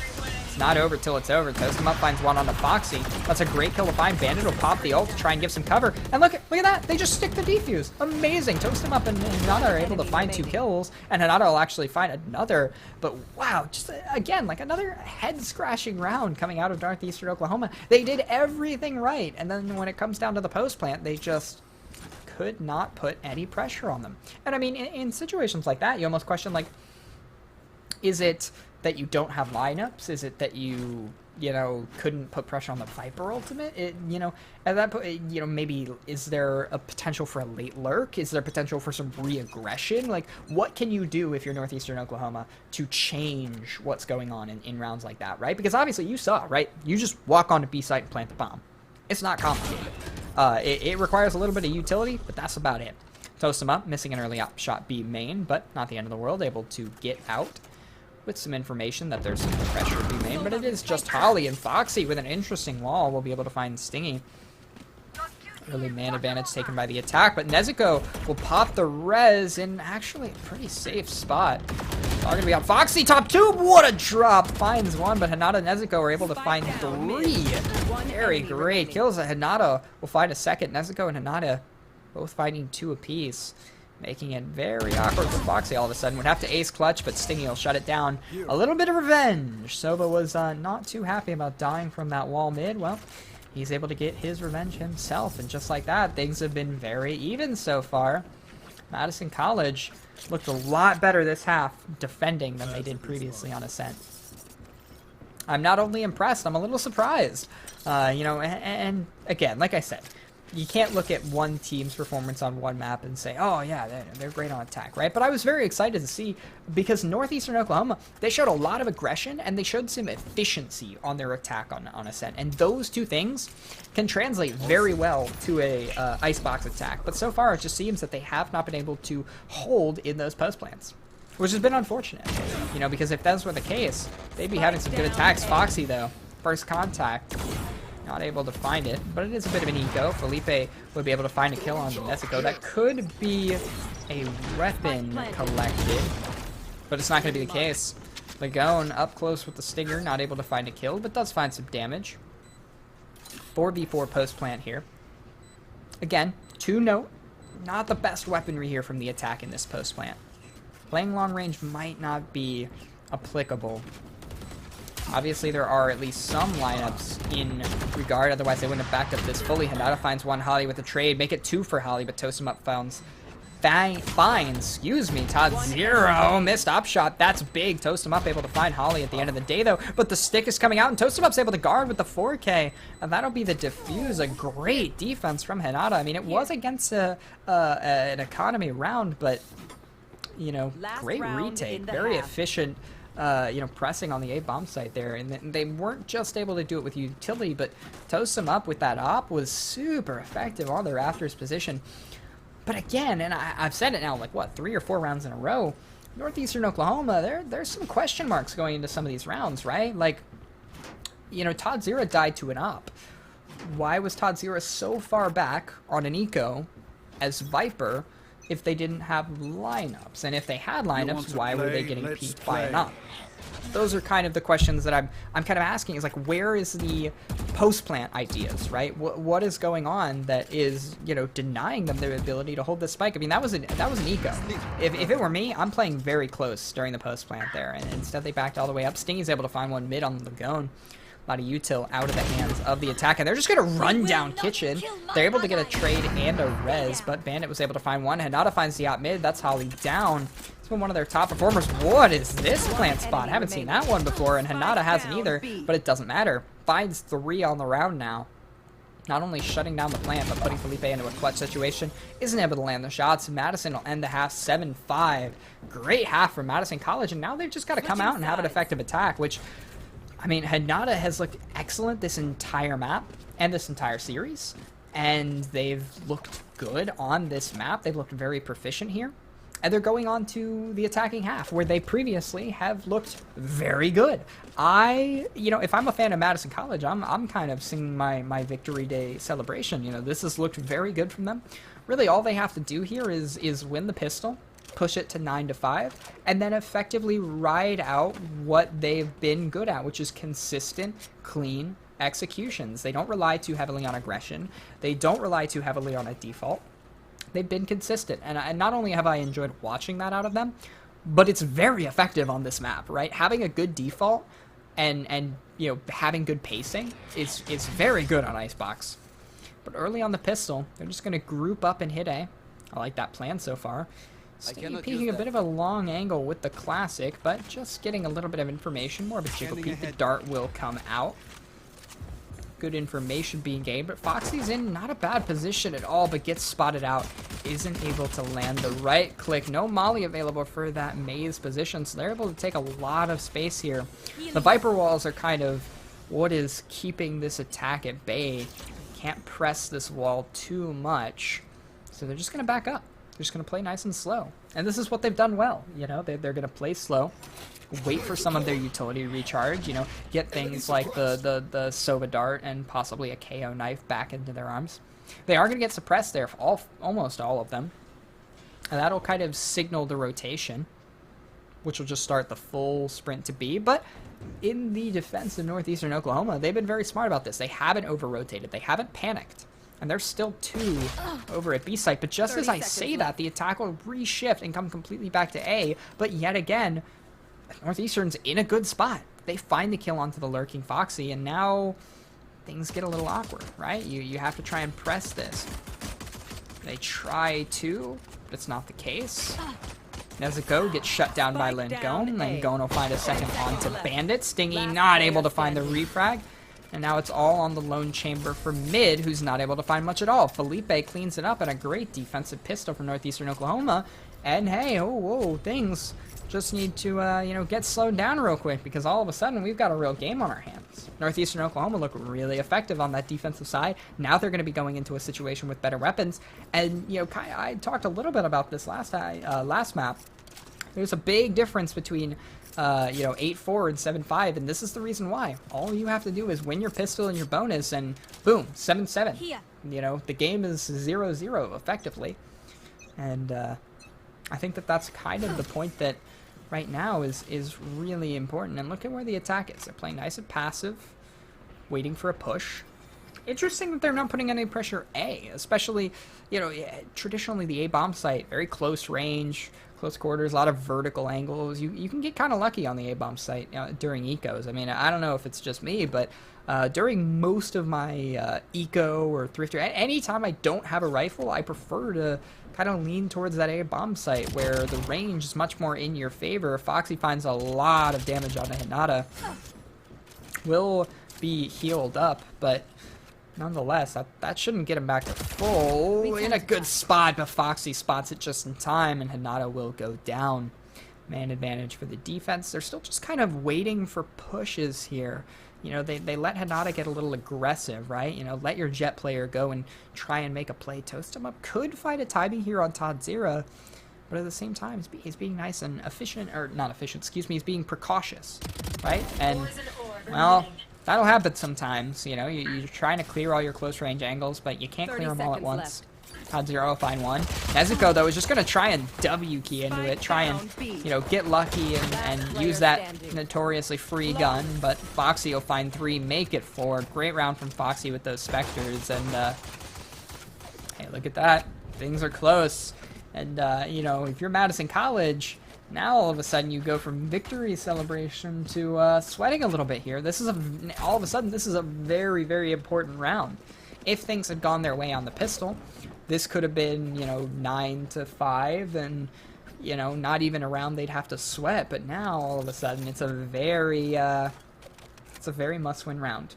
Now they have the gun advantage, but maybe I'm just a skeptic, maybe I'm a cynic, but if there's any map where I feel comfortable on eco, especially on defense with SMGs and shotguns and even, the Marshall, I mean, Icebox is one of those maps. Icebox is one of the maps I'd feel the most comfortable. There's a lot of close range angles, a lot of areas where with, you know, some good Viper and Sage play, you can get into really, really good spots where you can abuse the close range abilities of the Spectre. But I think rightfully so, the attack is going to lean towards that B bomb site. This is obviously kind of the hardest one to effectively hold without a rifle. The Molly will come out, but toast him up, trying to catch someone on a rotate, and will. Foxy will fall. It's a good pick there. Normally, I'm not a big fan of a lurk on the eco, as, you know, you don't want to be potentially giving away weapons, but unless things go down, toast him up. Another great shot. Again, just cutting off these lurkers. Holly will be able to get the trade, though. And while the gun is well out of range of being collectible, oh, Todd Zero nearly had it. Hanada, though, will find 2, and it's all on Felipe. And, well, the thrifty dreams have kind of gone up at the smoke, as he just hopes to take some weapons off the board. Might find one, will not. Hanada will finish it up, a 3K on the round, and, alright, a little bit of a reset, but at the end of the day, one team still has the advantage, and that team is Madison College. But it's not nearly as comfortable as a lead as it could have been, nor as it has been previously, right? Especially as they had won those 5 final rounds on the defensive side where they really put up numbers. You know, they went from having a pretty solid lead to, now it's not so solid anymore, right? You're only up by 1 round. The economy is now even. I would say that almost just as much as last round was, this is almost as much so, if not more, a must-win round. They've got to put something up on the board, right? Keep the lead. Oh, and that's not great. Your controller is gone. Foxy gets the first. And while they might be able to, you know, get lucky here and Fido refrag mid, they've lost the man advantage. And, I mean, they've lost it convincingly. I don't really see a refrag in sight here. I mean, Foxy's playing on an aggressive spot, but he's also got Holly backing him up. Great dink, though, through the wall from Toast him up. And there you go. NJCAAE will find the trade onto Foxy as they played a little aggressive there in mid. And, well, now the defense looks a little less comfortable, right? Got a very low HP chamber, 4v4. And now the attack, they can really just kind of group up and walk A here. There are some, you know, ratty angles they've got to clear out, but with either some effective utility or some smart placements, they can get it down. Oh, NJCAAE gonna try and stick this. Oh, just barely. Oh, man. Heart racing at that moment with the wall broken, the molly down, but NJCAAE will get out with their life. Viper trying to kind of bait out some peeks there. Toast him up, finds one on the Lagoon, but Holly with 2 big kills. So not a NJCAAE drop. That's massive. And now Todd Zero with a really nice orb up over on Pipes. Puts him in a good spot. Shock Dart comes through, but I don't think that's enough. Toast him up will find Felipe, but now in a 1v2, not going to be perfect, but Toast him up finds 2, 3, now make it 4. Beautiful round from Toast him up. And honestly, Toast has been such a consistent lurk / clutch player so far for Madison. And I mean, that kept them in this game, right? That not only kept them in this game, that kept their lead and throws Northeastern Oklahoma back into an eco. That's huge, huge play from Toast. And consistently we've seen both Hanada and Toast be really, really consistent and, you know, really being kind of the star players that their team needs them to be. You know, when you put someone on Jet and you put someone on Chamber, you need them to make plays like they're doing right now. So you love to see it so far. Now Toast him up in mid.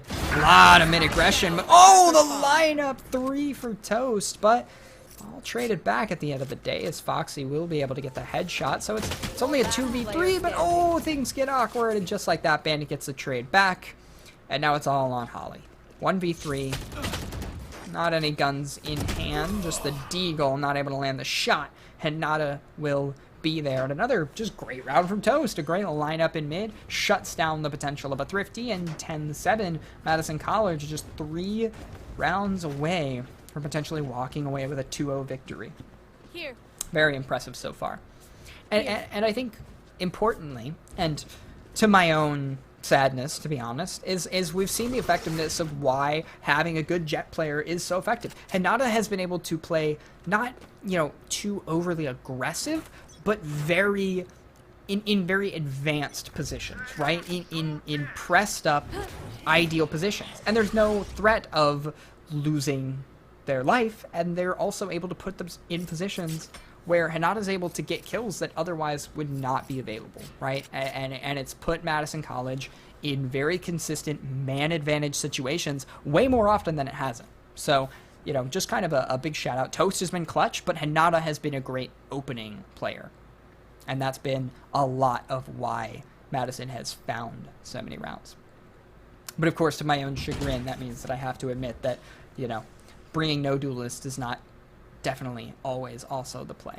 I love watching no duelist play, but currently, I mean, if I'm being completely honest, you know, the utility has been good, but not great out of Northeastern Oklahoma. They've used a lot of utility, but I don't know if they've been using the utility efficiently, right? You know, you really want to try and, like, get creative with a lot of utility out here, but maybe Langoon's able to do a little bit with the double flash, but they're not really going to swing too much off it. Just a little jiggle shoulder peek, and just like that, those are the kills that I'm talking about. Hinata able to just get up in their face. That's the kill they need. The wall goes down, but Bandit will stick.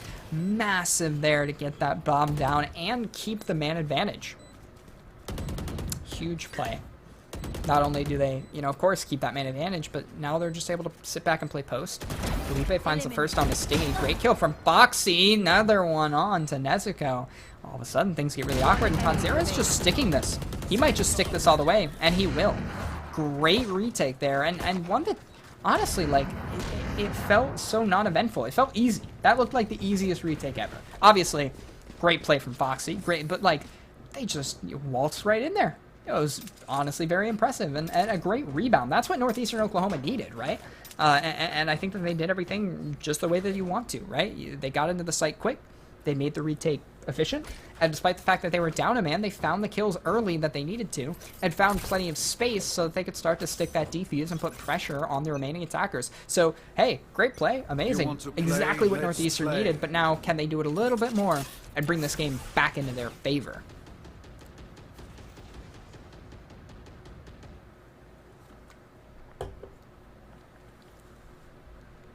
Madison College is kind of playing a little passive. Maybe that round was a bit of a pace change, right? I think that because of the, you know, kind of efficiency of Madison College, they maybe started to pick up the pace a little bit too much. They got a little away from themselves and what they've liked to do throughout this series. And so now it's, hey, let's reset. Let's play a little slower than usual. Let's work these picks. Let's play the game at the pace that we, you know, intend to play at. I don't think this is a cautious slowing of the pace, right? This isn't we're scared and we're gonna back down. This is, well, we sped up a little out of our range. Let's back up and play our game. So far, not a lot of space created, no picks found, but I think that its idea is still the same. 30 seconds the mid left. presence is efficient. Ooh, man, just a little out of position from Foxy there. You know, tried to get the jump peak, but jumped into an awkward situation. And, you know, Toast has been consistent there. And here we see, I mean, this is what we've seen out of them.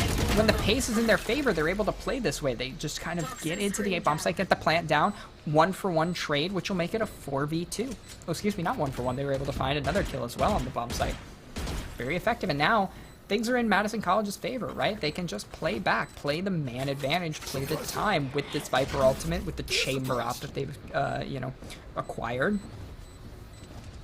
And there's a lot to do here for the defense. They have so much space they have to clear, and with that Sage wall up, how do you really do that? And Lagone was just trying to rotate out so they could save, and ended up getting caught out by Nezuko. And Holly's going to be running tail between the legs, trying to get out.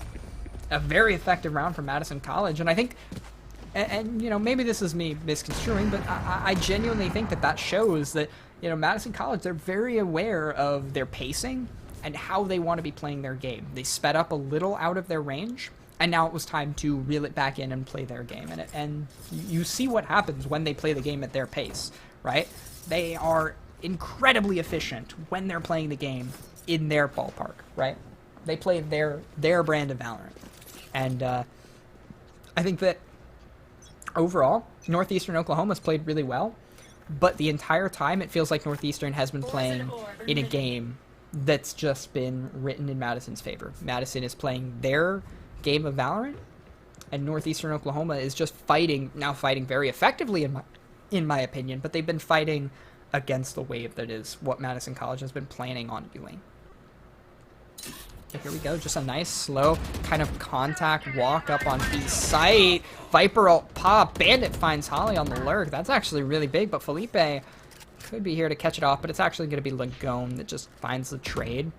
And so far, the attack has the advantage, 4v3. Hinata trying to catch off this lurk mid. Langone, great flash, but Hinata, another great dash. But Langone's actually able to find it and not keep things winnable. But Nezuko able to find that trade and get the res on Hinata, and that's massive, right? And now it's just Stingy over here fighting Todzera. Todzera will be able to find the kill, though. And now it's a 1v3. Yeah, not really. I mean, HP is not in their favor, manpower not in their favor, and Hinata is in quite possibly the most unpredictable location that they could possibly be at. 12-8, Madison at match point. They've looked good every time that they've come close to winning it all. They pushed it to match point last time and had a bunch of really good rounds in a row. Or not in a row, but you know what I mean, right? Every time that they've gotten close to match point, they have looked very efficient, right? They know when the game is close, and you get close to match point, you know, when it's, say, 10-7, when it's, you know, it's close, you're not quite there. In those situations, and even not just in this game, but previously, Madison College has been effective. And let's see if they can close it out here. Interesting dart. I don't think I've seen that one before, but the jet smoke will come out to counter it. And that means that Hinata can get very aggressive in this position. And they are going up against an eco here, too. So Madison can kind of play the game at their own pace, but great kills. Felipe and Todzera. Oh, my. I think that... Ooh, that... I don't know about that one from Madison College. I think that they had to have known that they were going up against an eco, and to decide to just kind of, you know, give away kills when they could have been playing a lot more attached by the hip. I don't know about that one. And that now gives Guns in the favor of the defense, a defense that previously did not have, you know, full weapons at their disposal. And the attack, ooh, great bait here, though. You know, they think that the attack is going back towards B, but the attack is just slowly being pressing up A. But also look at the awareness here. The defense has already kind of realized their mistake and started to back up towards A. And now Stingy is kind of in the aggressed position, but his teammates are coming quick to join him. Foxy close, creates a great kill with a stinger. Now it's a 5v2, and Nezuko is very low HP, able to heal up a bit, but remember, they're you can't actually heal that much HP on yourself when you are Sage. I believe it's only 60 HP max, which might be enough to get them back up to full, but either way. Use spray comes out, Langone's right there for the trade, and it's all on Bandit, and it won't be the case. 12-9, the game stays alive for Northeastern Oklahoma, and like I said, their best bet was to push it to map 3. Well, they need this map bad, right? And I really, you know, you start to wonder if they had been able to, you know, figure things out on that attacking side when, you know, you would think that they would have the advantage based off of how they played and based off of the map and everything.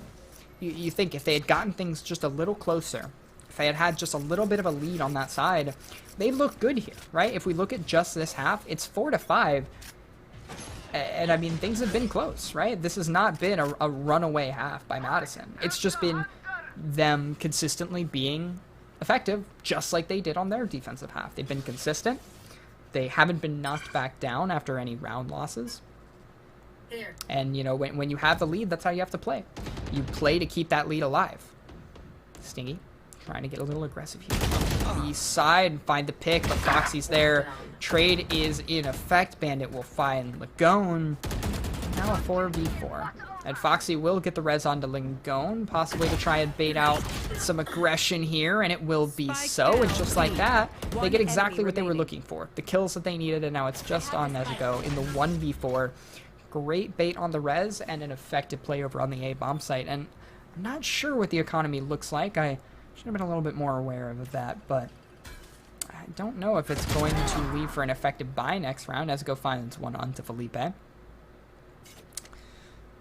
Things are, I mean, this is doable. If you look at where all of the defenders are on the map, this reads like 3 free 1v1s. Now the question is, are they going to regroup, and will Nezuko win all of those 1v1s? I do not know.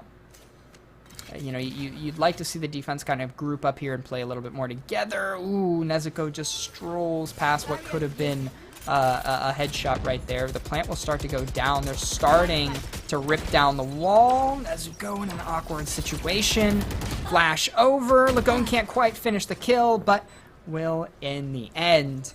And just like that, 12-10. We've been here before, but this time it's Northeastern Oklahoma who's putting up rounds in a row. And I mean, putting up 2 more rounds, that doesn't seem out of the realm of possibility for Northeastern Oklahoma. This is entirely doable. The question is, where's the economy? And I'm looking at it right now, and I mean, they should be able to buy here, right? Madison College should have a buy, but kind of the big if and or but about it is that if they lose this round, we're probably going to see overtime, right? That'll force them down onto an eco round, and you know, as good as Madison has looked, they have not looked great on their ecos on this attack.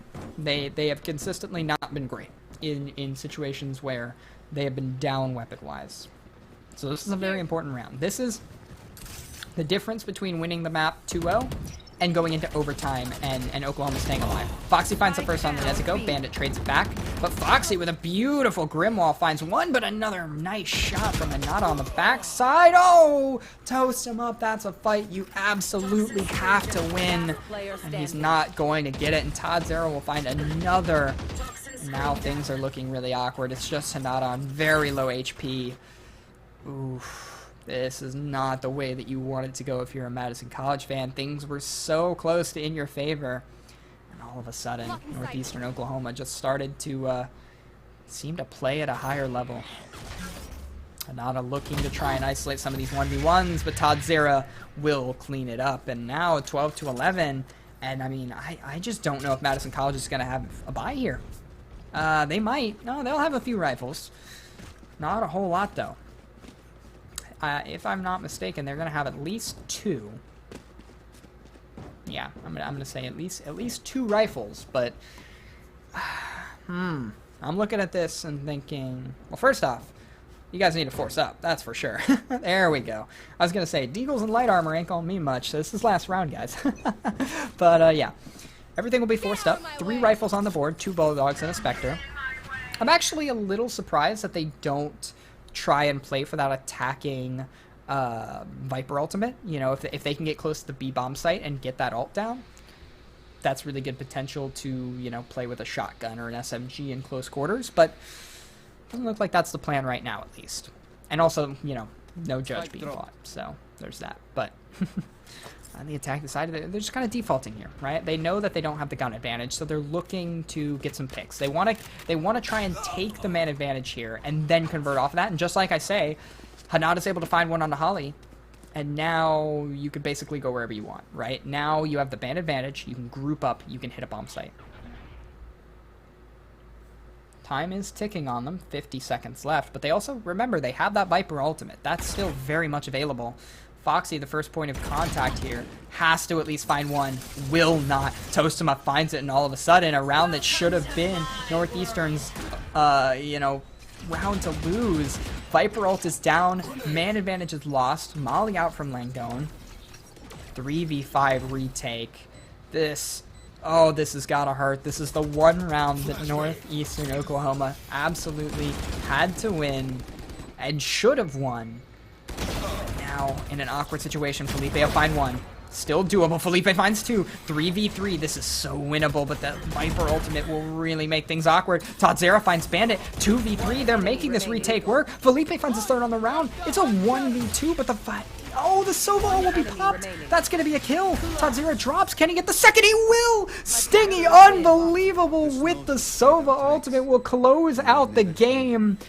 And a 2-0 victory for Madison College. So impressive there. A beautiful clutch. And I mean, that one came absolutely down to the wire. Sadly, Northeastern Oklahoma couldn't push it to map 3. I mean, that's really what I was hoping for, was to potentially see these two teams battle it out on one final map. But Madison College, they played so good throughout. And at the very end, they came up when it mattered most. And I mean, that was quite possibly as close of a final round as we could have possibly seen. So I am over the moon with that ending. It's a Hollywood fairy tale ending, but at the end of the day, Madison College takes the 2-0 win over Northeastern Oklahoma. And at the end of the day, I mean, they just played more efficiently. Have to give them hats off to them. Great game, especially from Hinata and Toast. And for me and all the others over here, we appreciate you watching. I'm Neon Black, and I'll see y'all next time.